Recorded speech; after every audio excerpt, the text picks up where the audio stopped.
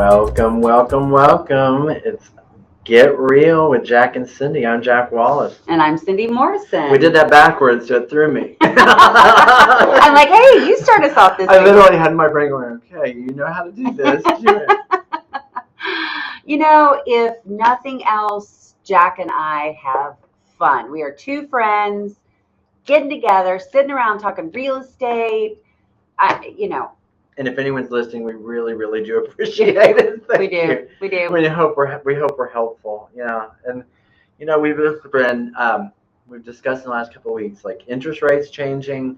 We've talked about the buyer broker, which has been a change that we've had now implemented for a year and a half.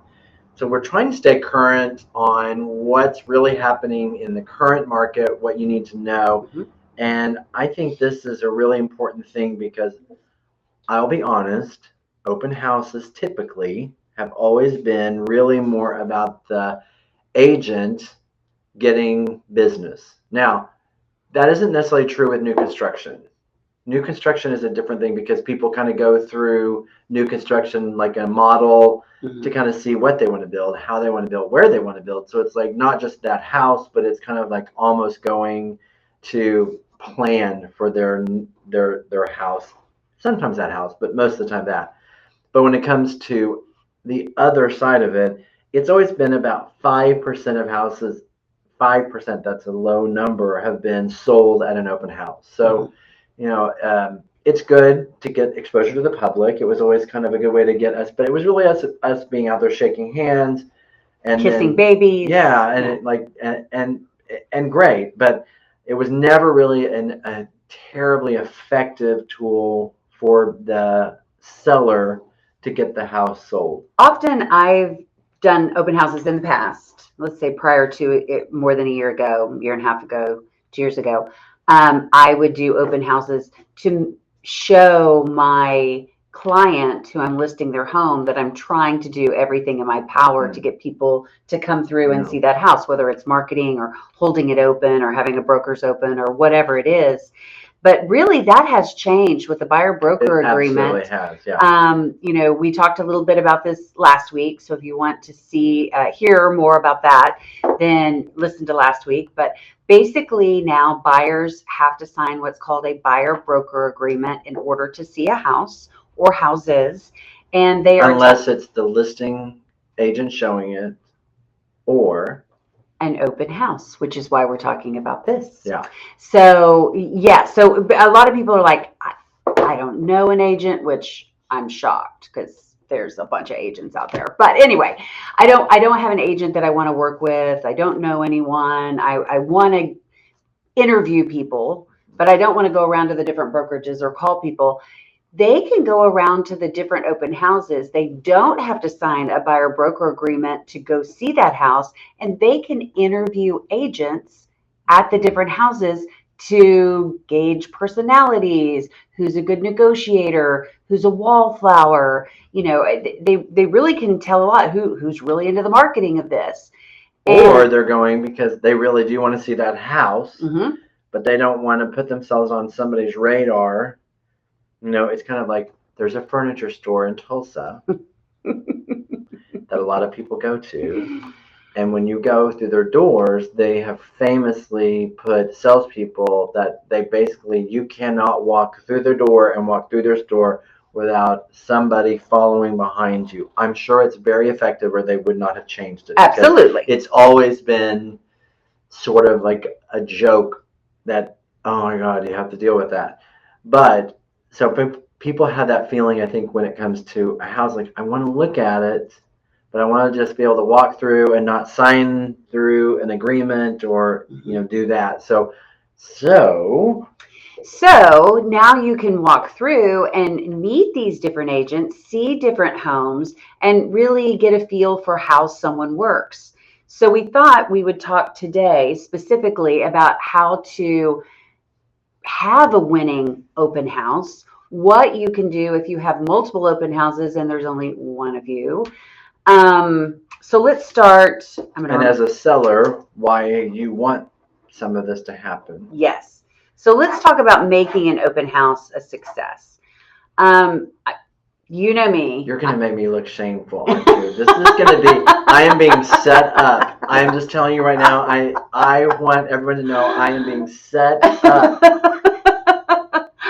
Not everybody does open houses the way Cindy does open houses, but go ahead. Okay. Tell me what I'm not doing. Hashtag winning, I'm just saying.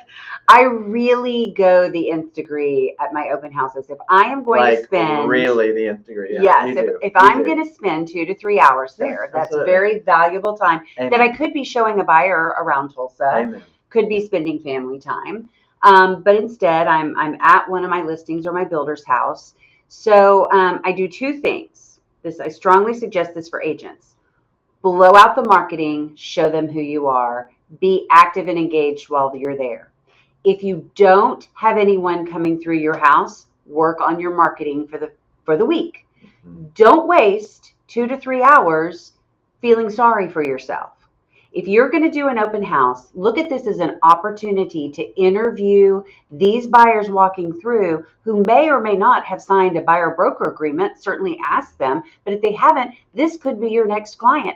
And not only could you sell the house you're in, but if they don't like that house, you might sell them another one and then sell their house. Mm-hmm. So there's lots of opportunities for all these new agents that have come in since 2020, and to today, to get in front of the public. Mm-hmm. And and don't believe them when they say, oh, I'm just looking, because I go again to this furniture store and I tell them I'm just looking because I don't want to deal with them, and they still are they're right behind you. And whenever I do buy something, they write it up. So I mean, I think it's really, but it's like, a lot of times that doesn't mean that what they may be telling you is, I don't want you to hover, I don't want you to, but you need to say, isn't that cool? I'm like, isn't that a cool feature? Or this is something, I always think they want you to point out. I hate it when you go, this is the dining room. Really? Shocking. I wouldn't have known that. This is the living room. Oh, okay, great. This kitchen. Well, that would explain that refrigerator. Right. I think what they want to know is, pantry has plugs in the shelves. That, this has a hydraulic lift that does this, or like whatever it is that wouldn't be visible or noticeable that they need to know. Sure. Those are the things that you can chime in and say. Mm-hmm. So what I do is, of course, I have a lot of open house signs at the entrance on the busy street, the different directional signs that bring you back to the house. I put those out on Thursday or Friday. And because neighbors have friends. I mm-hmm. love it when neighbors come to an open house, because they may go, oh, Susie Q, I would love for her to live next door to me. So put those out.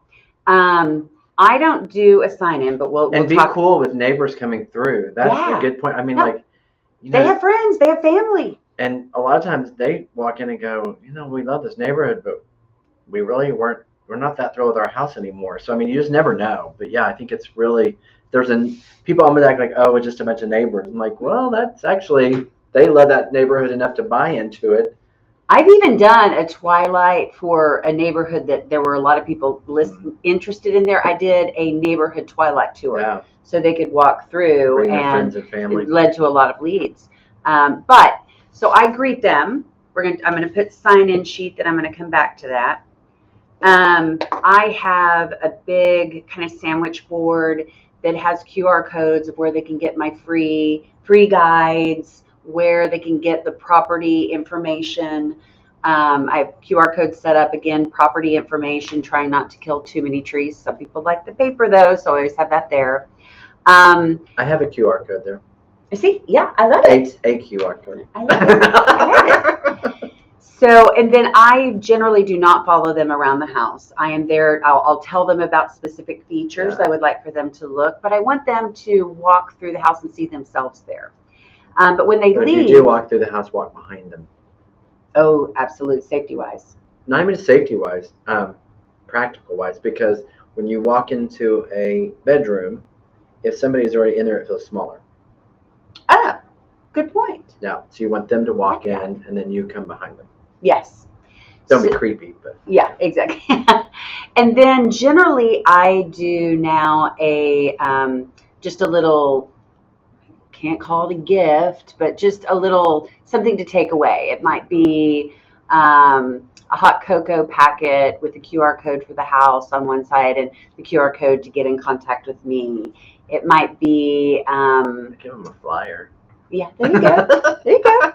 I have one little thing that it's like, a paint pen to touch up your floorboards at your house That's if you're really going to sell it, or a magic array. So it's nothing of over value, but it's something when they walk away. Promotional thing. Yes, for them to remember something that they can actually about use. you, not the house. Mm-hmm. Okay. So yeah, those have led to a lot of callbacks. Yeah, I get that. But I've done a lot of research on it, and I have to get there and That's get all really set good, up. That's a good thing for you people to hear. I mean, that's impressive. You're giving that tip because that's really, I don't see that very often. I haven't said that tip before anywhere, or Maybe somebody else we could won't copy. Put that on the Facebook one. We'll just make that the podcast. You have to listen through. But just and again, nothing expensive, but just something for them to remember you by. Because if they walk out with a flyer or your card, chances are it goes right in the trash. Exactly. And so, or you find it out on the driveway that they didn't even put it in their car. But I don't, like, for me, I get the flyer. If I give them a flyer, I don't usually give them my card because I feel like my information is on there. It's like doubling up. Or sometimes if they're like, I'm not interested in the house, I'll give them my card. Like, I like to have both so that you kind of know which one that would be the best to give. And I've seen people go, no, I don't want a flyer, but I'll take your card. Because that's easy to put in their pocket. So let's talk about sign-in sheets. I am very yes-no on this one. I understand both sides, and I don't do it. So the no. So you don't do a sign-in sheet? I don't. I don't either. But I do think I know a lot of agents that do, and they do real well with it. They love it, and they love it. So I mean, they get people to sign in, and that's great. I suggest asking people to sign in, especially when you first get started, see if this is for you. But a lot of times I would look at the sign-in sheet and I was like, how did I miss that Daffy Duck was at my open house? Oh, and this is Daffy's phone number. Who knew? Or, none of the phone numbers are correct. Or, I just quit depending on that.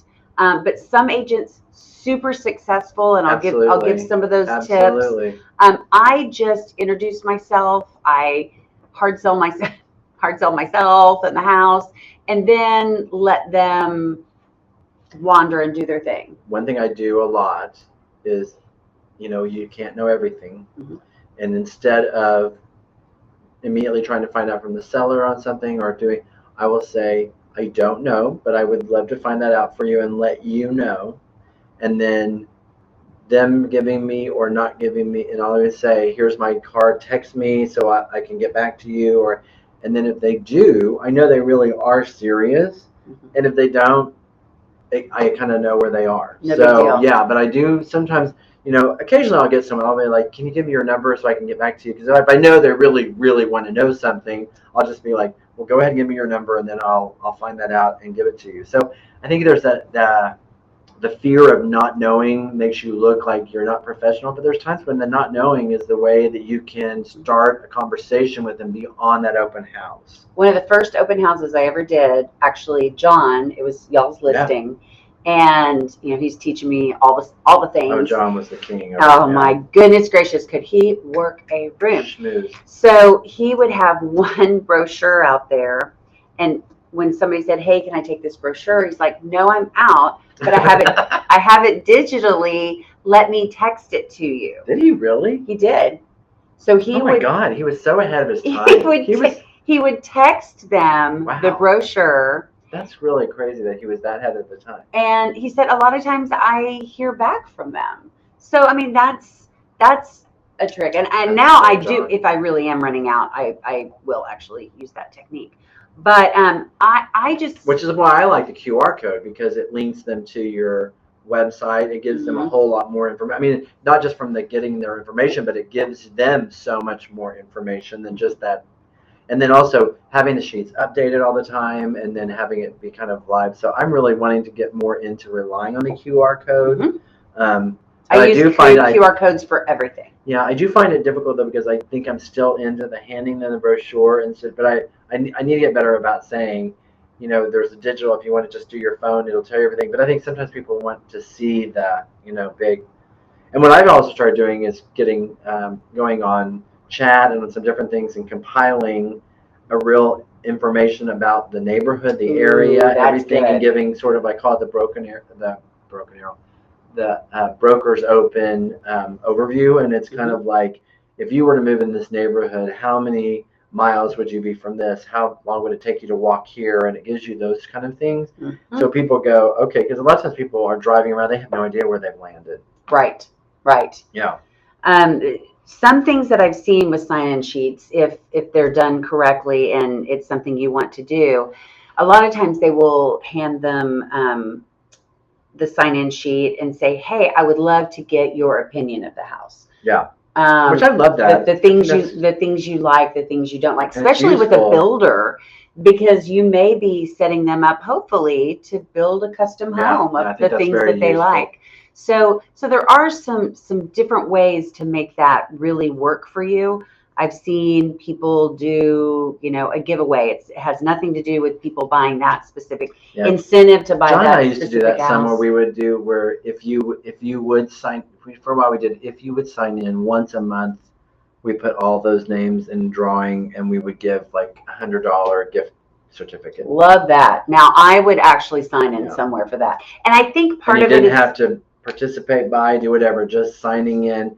If we gave them the option of signing in or not, but if they did sign in, then that was the case. yeah, and then they want to put a real phone number. I'm the worst. I hate putting my information on anything anymore because when you put that information there, you're going to be bombarded. Like when they ask for my email, I have an email I give that doesn't, like, it goes, it's a real email. So like if I have to do something where I'm going to have to acknowledge the email, I can do it, but otherwise I never check that email. And if you have them sign in and give their email, if you are going to add them to your database, that is not permission to add to the database. Yeah. You better have a checkbox on there specifically for each person who signs in. Can I add you to my newsletter? Can I call you? Can I call Do you? not call list. Yeah, I mean, it's especially if you call somebody in, the do not call list, Yeah. you can get in lots of trouble for that. So, please don't just download a bunch of emails into your system. That is not cultivating your sphere of influence. That is stalking people, and that is Have you heard about spamming that? them. There was a real estate agent that was arrested, I think in Florida, probably Florida, because they had someone look at a house and then they texted them 150,000 times, like, and they literally got. I mean, it was That would be true criminal stalking. lawsuit. Yeah, for stalking is what they got in trouble for. Wow. Cyber stalking. Wow. Yeah. So don't abuse the fact that somebody has stepped into a home that you're representing and use it for bad. It just doesn't work well. So let's talk about when I was first starting out, I went to other people's open houses. So I would have an opportunity to meet people. Then, started getting my own listings. Well, now when you have 8, 10 open houses in a weekend, especially with a builder, you have to find bodies, and one preferably breathing. So preferably intelligent, preferably professional, preferably knowledgeable. That you've talked with them how to do an open house, because they're representing the house, they're representing you, they're representing the brokerage, they're representing the seller. So much in there that you're putting this trust in. Which is why we once a month have a group. It's not the only reason, but it's a lot of the reason why once a month we have a group that we work with and we mentor, and we try really to use them for our open houses because we have qualified them to be in those open houses. And when somebody does have a question, they know what they're talking about, or they know how to handle it. And we're not, so if you're an agent and you have a lot of houses and you're thinking, oh, how do I do this? We set up the closing crew, is our mentoring group. And, we're giving them so many of our tips. It's not like a team where we're asking for part of the money they make, or we're giving and taking. And we're not giving them leads. We're teaching them what we know to give back to them and give back to our brokerage and this industry.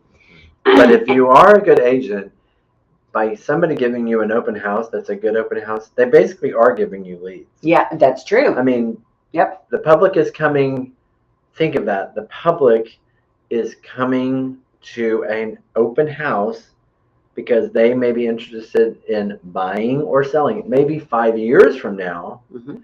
But I've had people come to me or call me and say, we went through an open house of yours or two or three 5 years ago, and we're ready to sell now, and we want you to list our house. I mean, I've had that happen. And it's amazing. Or it's even crazier because people come in, I'm terrible with names. I mean, I really am. I'm not good at Me with too. names. But I will remember everything about you. So like somebody will come in and I'll say, oh my gosh, you guys live in Broken Arrow and you have the donkey barn and you're trying to like, and they'll look at me like, and I always say, I have no idea what your name is, but I remember all that. And they're like, they're more impressed that you actually listened to what they needed, wanted, or had than they were about, oh, I remember your name, even though we should remember their names. And I try, but I try. not my strength. I wonder if that's our dyslexia kicking in. Could be, yeah. I mean, I've often wondered if it's ego or narcissism or I don't know, but I mean, I don't think I'm narcissistic. No, I don't think either one of us are because we wouldn't get along. But I do think that's an interesting thing. I think you have to listen to people, and I Mhm. think that's the thing when you're in open houses. Like, people complain because they didn't buy that house that day. Okay, well, you weren't really working the open house because really your job is, yes, to try to sell that house. Absolutely, especially if you're representing a builder. Let's talk about that. If you're sitting in a builder's house, your obligation is to first try and sell that builder's product. Let me say that one more time. If you are sitting in a builder's house, you're supposed to try to sell that builder's house first and foremost. They have you in their model, and it really is kind of out of the goodness of their heart that you are in there representing them, and for you to ever direct them to another builder before you have absolutely exhausted what that builder can do is a big no-no. And it's easy, it happens organically because people go, oh, you know what, I know this doesn't work for you, but I was just I held another builder's open and they have this floor plan I think you'd really like. Let's go look at that this weekend. No. Can't do that right off. I mean, now, if you will again exhaust everything, that builder doesn't build in the neighborhood they want. That builder doesn't build in the price point they want. If somebody comes into my $500,000 listing, and their cap is 250, and that builder I'm sitting on only builds starting at 450 and up. Well, then okay, we can go to 250. Mm-hmm. That's a whole other story. Completely Sorry, I'm agree. preaching, but that has always been.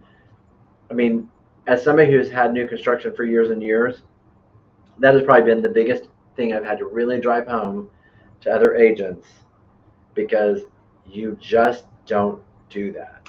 And builders will maybe not even send in a secret shopper, but they may have friends drop by and they'll report, well, you know what? They were trying to push me over to so and so.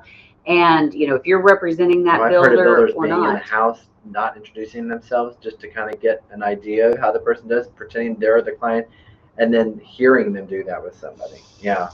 Ouch. And Yeah. you will never sit on that builder again. No, and probably they'll tell all their builder friends as well. So, and another thing, please don't do if you're on a builder's house is tear down any other builders. Yeah. You're there to talk about your builder. Whether other builders are good, bad, or indifferent is really none of your interest when you are selling that builder. And again, it can happen very organically because they will start complaining about the builder that they had and why they redirect and why they weren't having a good time. Yeah. Redirect. Keep it positive. Yes. And then I do think it's good to listen to what they're saying. And like you said, to redirect. So someone says, oh my gosh, they did this and this and this. Like, well, you know what? I'm sorry that happened to you, but this builder, this is how they handle that. Right. Or somebody one time came in and I'm trying to remember exactly what it was, but it had to do with post tension or rebar. Mm-hmm. And they were going on and on about this one, and I go, well, this builder does rebar. He doesn't do post tension, and here's why. But you can go to another builder, but this is why. And they just looked at me like, I've never heard that. I mean, so it is an education process of why this builder does what he does or why this house has this compared to the other. and you are there for that reason. And that's why we really try to prepare people before we just put them on an open house. Like, you need to know what you're talking about. And for my builder, because we do, and our the people we're mentoring have met the builder, they've met his financial partner, but I actually have a book there, so they can say, oh, what are the standard features, and they can go and find that. What are the supplements that you have to sign?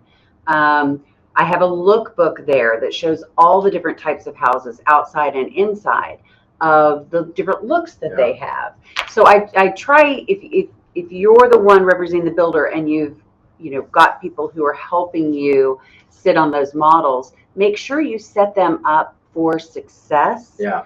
That they do know, because they're not going to know as much as you. And you have to be really careful, like with the what all they give as standard. Make sure that, like during COVID, a lot of builders, they changed because they couldn't get product, or they had to make changes because of pricing.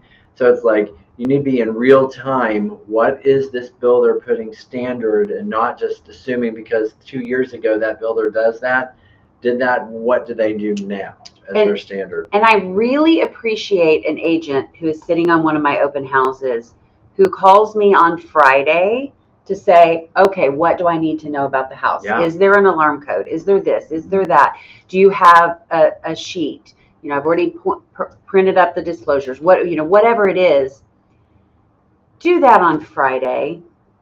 Don't call them while you're on the way to the open house, or when you get to the open house, all throughout the open house, or all throughout the open house. But with that said, I mean, generally I'm doing an open house too. So if you're calling me right before the open house, I'm trying to get set up on the house that I'm on. And it's not wrong to call if you don't know something during an open house, but to wait until it's just like that, suddenly you're going to drop in. Also, oftentimes the other realtor has you there because that is like, they've taken that day to be with family or to do something, and they could have just sat on an open house. So it can end up where you don't get asked to do it again because they're like, well, I might as well just be there. Yeah. Yeah. And if you're sitting on a builder's house, don't call the builder. I knew you were going to say that. Do not call the builder unless the builder or has the asked superintendent. Yeah. If you have a question, call the agent that represents that builder. That's their job. Yeah. For instance, for Envision Homes, they've sat on these homes, him, his wife, his daughter, for 25 years. They want a break. That's why I'm here. So I always tell people, call me. If I don't have the answer, what I'm going to do is I'm going to gather all these questions, and I can ask him at one time, as opposed to 10 calls while he's trying to enjoy time with his family. The other thing that happens sometimes, not with your builder, not with my builder, but what does sometimes happen is the builder will go, I'm not too far away, I'll come over. And they come over and they start talking to the client, and then they go, well, you know what? Here's my card. Why don't you call me Monday and we'll go through some stuff, blah, blah, blah.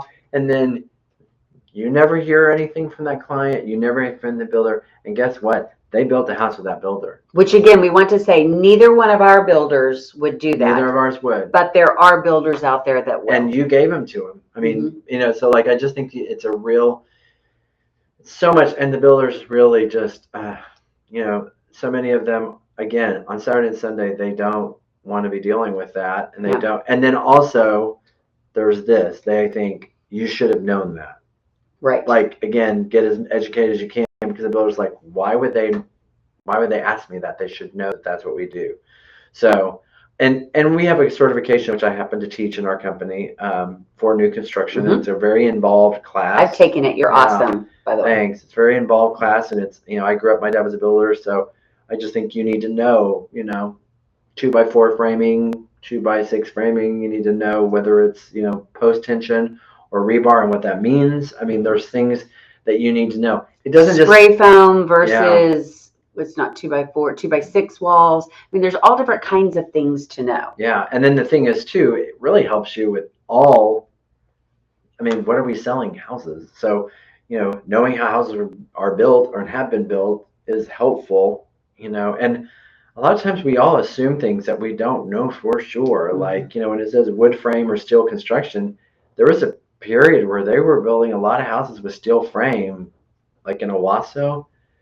And I see all the times that it's wood frame on the MLS because who would know? Right. But it's not. It's, I mean, not that makes a difference, but it could because, It you know, could. Wi-Fi doesn't do as necessarily as well. And I mean, anyways, it's good to know what those things are. I mean, I did have the advantage of growing up with a builder dad and we had rental properties. So, I mean, I was working on houses and on commercial. But, Mhm. um, anyways, we're completely off that subject. One of the things that I do also, and I started doing this during the Parade of Homes, because you're at one home all day long for 9 days, and not, and a lot of times they're, kind of outside of town. I mean, they're still in town, but they're out of the cell natural service. You might have a half a bar. So I bought, it's not a hotspot, it's actually a travel Wi-Fi. Yeah. And I set that up in the house. So I know that I'm not dependent on my phone. Chances are, if it's new You construction, do have to pay monthly for that, though, right? you Yeah. do. But for me, that expense has been worth it. Yeah. Because, and even now I take it when we go in the car. So, if we're driving to Dallas, Todd driving to Dallas and I'm in the passenger seat, I can work the whole way without worrying about my hotspot on my phone going out because there's no Yeah. cell service. So that, things like that. But make your open house. I play music. I have a speaker that I bring. I have a speaker that I bring, and unless they have surround sound, I have that on. I have an open house playlist so I can make sure there are no cuss words or songs that would offend somebody. And I try to make it fun and party. And you can't see this if you're listening, but I'm rolling my eyes, not because I don't think it's great that you do that. I'm rolling my eyes because it is sort of funny. Like, you got to find what works for you. You got to find what's natural for you. Mm-hmm. Like, for me, I mean, John was the same way. John was always, it's a production. It was a production. And for me, I'm more about the knowledge and about selling them on what the house is and all. Like, I mean, I'm not saying you're not, but it's just like, this is why us together, yeah, we make a full person. Yeah. But it's like, you got to be who you are, Yeah. and you got to put that forward, because again, the public is coming to see what it is that they want, and a lot of times they don't know what they want until they see it. Right. So I think that's, and when I say that, I mean that more about you, that they're coming to, because a lot of times people go to open houses. This is what younger, newer, and some older agents don't realize. A lot of times people are going to open houses looking for a listing agent because they don't know anyone, or they know, especially with the buyer broker people agreement, and they don't want to use them. Yeah. Some people have. Here's the other argument you guys got to realize. That argument, I know, for realtors can actually be good for you, because if I have 4 really good friends who are realtors, I may not want to use one of them because the others are going to be mad. But if I use you because of whatever reason, then the 4 of them may be a little angry, but they're not going to be as mad that I chose somebody other than their friend. And agent, their circle. If somebody chooses someone else for whatever their reason is, they're, and they know you're not going to be friends anymore at the end of the deal if you represent them, or multiple friends that are agents, or which happens, whatever. Or they pick somebody because they're better at marketing or better at negotiating, or and it's the most emotional transaction you do. Mm-hmm. And people know stuff about your finances and about, I mean, like, yeah. I understand why some people don't want to use their close friends. I mean, so if you as an agent are not the one selected, please do not call and slap them across the side of the face. Please do not give them a hard time, not be their friend anymore. Business is business, and friendship is friendship. And just because you're friends does not mean that somebody is definitely going to use you or they are not your friend. And so I see that happen a lot, and it really upsets me. And if you get upset with someone during a transaction, be very careful what you say about them, and what you say. Like, you do know things about them Mm-hmm. that you probably wouldn't have known, and do not ever transgress on that. Like, that is not professional or right. So that's completely off the subject of open houses, but that's just. But I do think it's a ethical standard. It's just my pet peeve when And it's easy again. It's organic, because you're like, I'm mad, and you're my friend, and she, her too, and she did this, and she's. I mean, like, Oh my God. Okay. Yeah. But, This is not selling Sunset. There's enough success for everyone. yeah. And I'm just really big. And there've been a couple of times I've had my feelings hurt, and I just had to go, you know what? It's their house.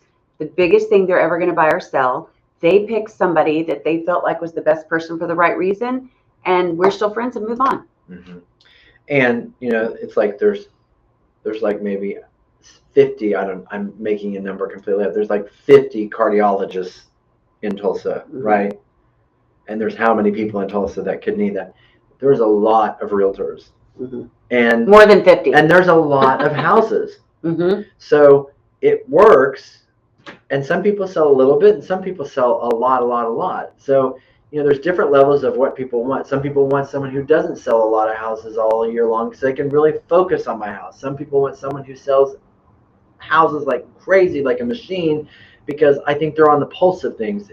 Or they want a team because they want their hand held the whole time, or they don't want a team because they want to make sure they're dealing with the same one person. Yeah. Yeah. So you find what works for you, and there's different scenarios and different ways to do it. But when they're not using you, it could be for multiple reasons. Mm-hmm. So just that's my little FYI. And another thing before we forget on open houses, you are having strangers walk through their house, their medications, their expensive jewelry, like that needs to all be put. When someone goes in the bathroom and shuts the door and locks it, you're in a weird position, and they're going to the bathroom. They're not supposed to. They're supposed to ask permission, but like, are they going through the medicine drawer? Are they like? You need to really be prepared. Make sure that the windows are locked. Make sure the doors are locked. Make sure they haven't. This is when that happened a long time ago. It's been a long time. I've had so many open houses and had no issues. So just first of all, but a long time ago there was one where they came and they pulled and released the garage door. Oh. And then when we left, everything was locked up. But you don't think to look. But then they came and lifted the garage door. The good news is we had locked. There was a lock on the door from the garage to the house. We had locked that so they couldn't get past that. Thank goodness. Yeah. So, I mean, like, you really do need to just pay attention and make sure. Like, the one thing about following people through, I usually do follow them through the downstairs. Mm-hmm. Because that's usually where the security issues are, and usually the master with medicine and then when they go upstairs to like kids' rooms and game rooms, I'm also worried that if I'm not downstairs, somebody else could come in. Right. So I usually do kind of hover down, and then upstairs I kind of let them go. So, but those are some things that you just have to really be conscious of. We can't prevent it all. We can't think, and you have to explain to people when you have an open house, this could happen. Like, people are coming through your house. I cannot. Please remove your pets. Please remove your medicine, your jewelry, your guns. All got to be gone. Things that should be in the drawer, not on top of the. I have no idea what you're talking about. Yeah. All right. And safety. So if you are ever in an open house, since we're talking about it, and you had mentioned it earlier too, and if you have somebody coming in that gives you the ick factor, I'm a big believer in listening to your gut. We've kind of civilized ourselves so much that we don't listen to our gut or go, oh, that's silly. I'm just making a big deal out of nothing. But if you get the ick factor, twice on an open house, I have walked right out the front door, stood in the street, and called my husband. You are more important than anything in that house. Yep. That's like, you want to be gently guiding, because a lot of times when the people that are going to do something are not the people you would think would do something, but you need to be there guiding like that. But when you start feeling like you're potentially in any way could be in danger, doesn't matter. You get out and pretend you're on the phone in the front yard. Yeah.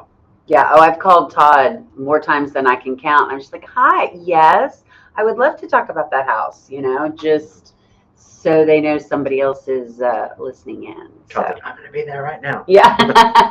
It is. And then, and some people bring their spouse to open houses. I do that a lot. And, if that makes you feel better, I think that's fair. And yeah, you do what makes you feel fair. But I do think it's and the other thing too is sellers need to understand having an open house every weekend on a secondary house is too much. Way too much. I mean, you can have them a lot if it's a house that doesn't get a lot of showings, and that's a good. I mean, I've done that. But in general, if you have too many, then people just assume it's going to be open, and it just kind of kills it down where they don't come through. So I did a lot this summer, and especially had a lot of homeowners that really wanted one every weekend, and you could see the drop off. The first, 2 weeks or so, lots of people, and then after that, almost I also nothing. think you have an issue because if you keep advertising it, you keep advertising that house is open, that you're kind of letting people know it hasn't sold yet. Right. So it's like, in a way, it's keeping it in mind, but after a while they go, gosh, what is wrong with that? Why hasn't that sold? So I think rotating them around, like sometimes I think I get a little bit of pushback because I don't put some houses on after a while, but I'm giving it a rest because I want them to come back and go, well, that's a great house instead of that's the same house. Like, Right. you have to think about all of those things. When we're on social media, people are paying attention to you, but they're also going, well, wait, that keeps coming up. Mm-hmm. Why is that one still? That was a great house. I can't believe that hasn't sold. What's wrong with it? Like, we have to think about a lot of those different things. So. Absolutely. Well, good. Well, hopefully this has inspired some agents out there to have I'm ready to open go have houses. an open house. Let's do it. I've got 2 this weekend. Wanna help me out? Okay. Awesome. All right. Well, thank you so much for joining us. Have a good week.